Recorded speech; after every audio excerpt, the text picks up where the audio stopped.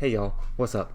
I wanted to do another just look at one of the box sets in my collection, and today I want to talk about the David Bowie Brilliant Adventures box set.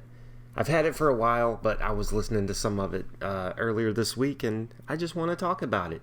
I want to take a look at the stuff inside and let you know what I think about it. But before we take a look at that, remember, like, subscribe, all that kind of stuff really helps out. And also check me out on Instagram, having fun, daily reels over there, where we just have some fun conversations. We try to have some fun conversations. But now, let's take a look at David Bowie's Brilliant Adventures box set. I got lucky with this box set because I was tipped off to it by my brother. He said, "Hey, check it out. There is this box set is on sale on eBay for," I can't remember the exact price I paid, but I think it was like 75 or 80 bucks total with shipping and everything. And this thing is a beast, man. It weighs 16 pounds. I just weighed it just to see. It's 16 pounds. And it's, got a whole bunch of albums in it, and we're going to take a look at all of them. So, David Bowie Brilliant Adventures. Let's see what's going on with it. So, you got the big box. Then you got, another box inside the box with, on the side there. 16 pounds, man. 16 pounds is heavier than you think it is when you're just talking about some albums. But let's take a look at what's in it. Now, I don't think I have them in order anymore as I've been pulling them in and taking them out. So just whatever I pull out, we're going to take a look at. So the first one is the Black Tie, White Noise. Great album that often gets overlooked because the label that it was on, I think, went out of business. I got my first CD version of this album from the bargain bin.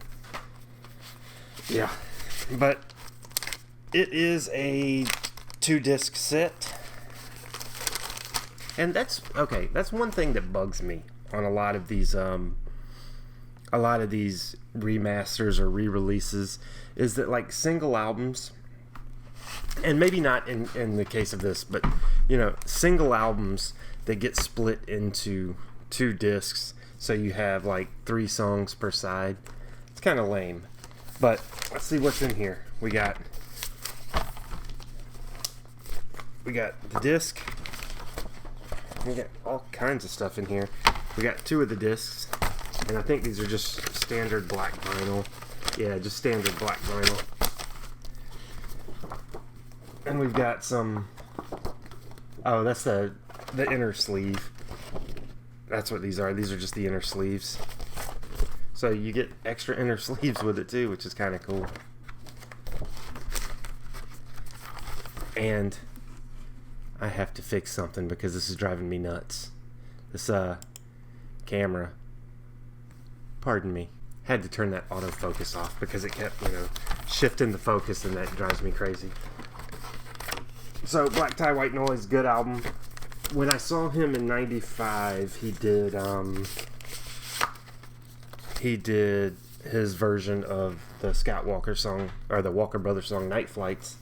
So that's kind of cool. So I at least heard one song live off of this album. So the next one is Buddha of Suburbia. And I think all of these have, which I can't even get it out. All of these have the, which I'm just pulling that directly out without, obviously, black vinyl. But once again, double album. So, like, this one, this side only has The Mysteries and Bleed Like a Crazed Dad on it. So 2 songs per side. That's, cases like this, I may actually just prefer the CD. Because that's how it was originally, it was originally released.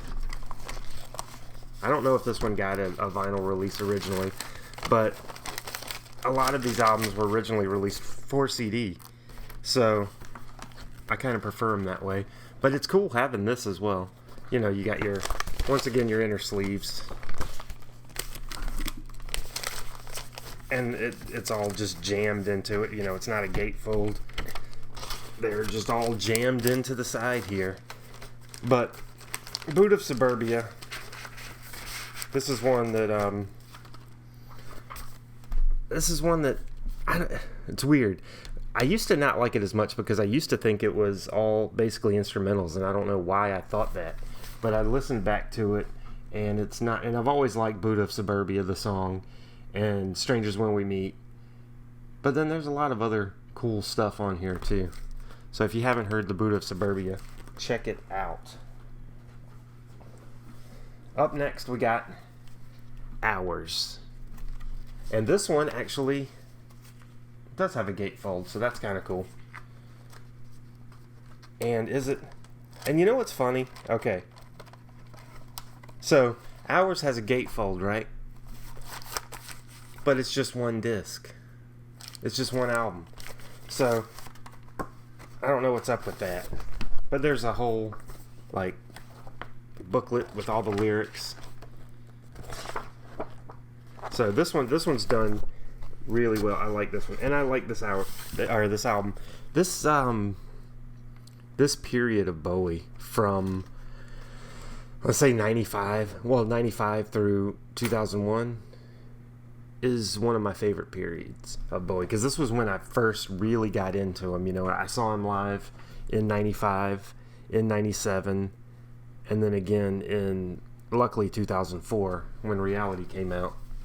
But this period I always liked. This was Bowie just being Bowie and not necessarily a character, if that makes sense, because obviously Outside was a character. But starting with Hours, I think it was just more Bowie being Bowie. And we got Earthling, another album and this one does this one open up 3 times? No, but it's like all of these, there's no there's no real standard to it. This one goes on the inside. It's once again split into 2 discs. So, I mean, it's done really well, and all of these sound fantastic. I don't know why I can't get this one back in the sleeve. But why doesn't this one have the paper sleeves with it? I don't know. I don't know why there's not consistency. It's just kind of weird. This is going to be a video of me struggling to get albums back into their jackets. And you've got Outside. This was the first Bowie album that I bought new, and look, it's not a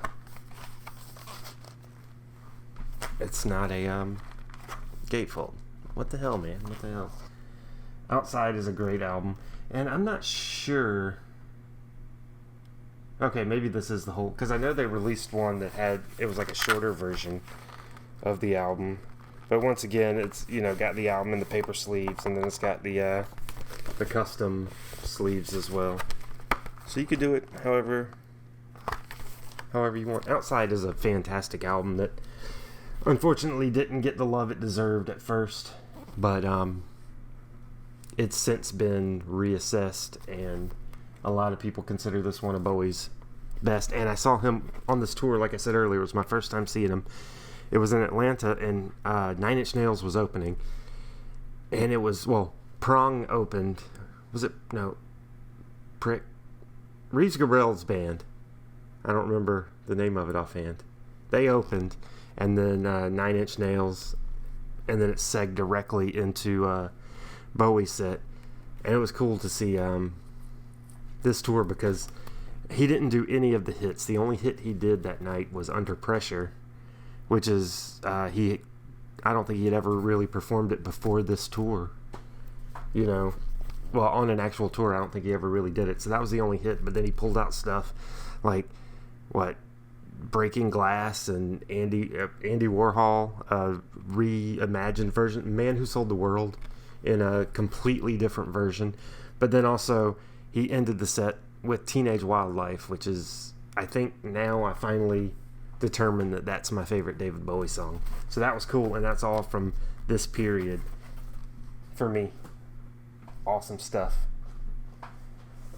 We've got BBC Radio Theatre, a live show. This one I had originally had on the Bowie at the Beeb set, which I don't think I have that set anymore. I think I ended up selling it. But this is the one from 2000, the live show from 2000. It's a good set.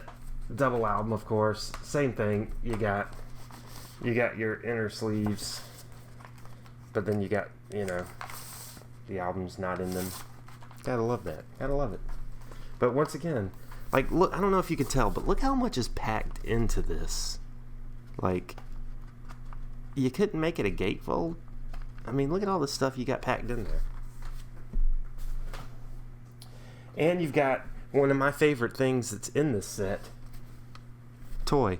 The album that he was going to release in, I think 2000, and then it got shelved. And I love the album cover. It's so just awful. But what it is a bunch of songs from his very, very, very early days, like his pre-Space Oddity days. And they re-recorded by his band from that period. And some of this one has my absolute favorite version of Conversation Piece. It's one of my all-time favorite Bowie songs. This version specifically, I didn't really care too much when it was on, his second album called David Bowie, the one that was released as Space Oddity. But yeah, there's what's on it. And I love this album. This is an awesome album. Once again, it's got, the same thing, inner sleeves, and so good stuff. Toy, love it. And the last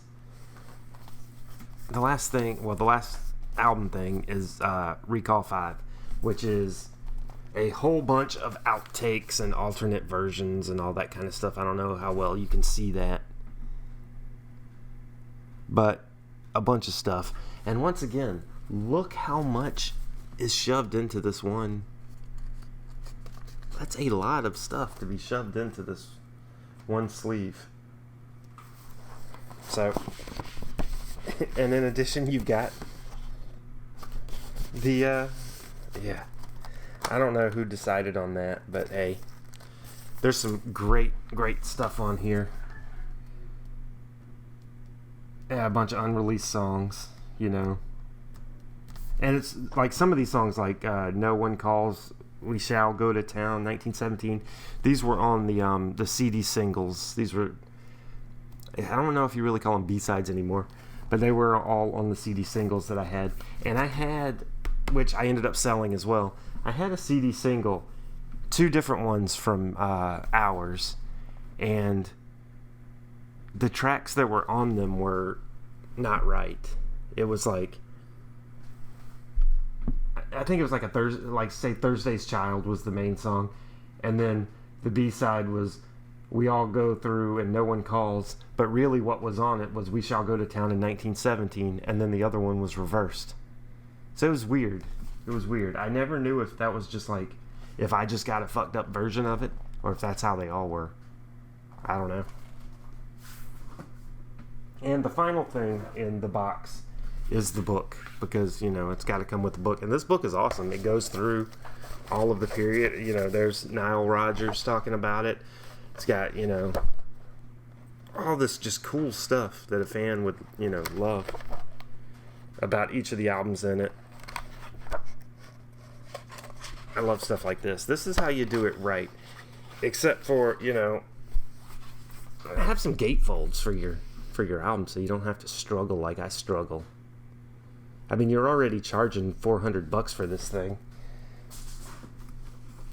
Which, I don't know if I showed it yet, but see, $400, you could buy it right now. You can find it cheaper than that. I think the cheapest I saw it was like $300. But, if you're a Bowie fan, I think it's worth it. But if you can find it for like $80 or whatever the hell I paid for it, it's a steal. You gotta take it while you can. I'm hoping they do the next one, and it's not Hours, but Reality through Black Star. Just cap off, because that's about the same amount of albums as in here. But I would love that, and I would love to have the rest of the box sets in this collection, though I don't, who knows if you're ever going to find them at a reasonable price, because they're all just astronomical right now. But I'd love to have it.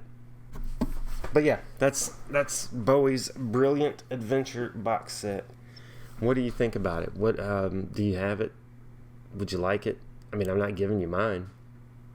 Ain't no way. No. But yeah, thanks for hanging out and indulging with me. Because every now and then I just want to grab something from my collection and take a look at it. Now, whenever we get through the Discog random reviews, and it, when it lands on this set, I'll just pick one of the albums from it to talk about. And I think that's the way I'm going to do that.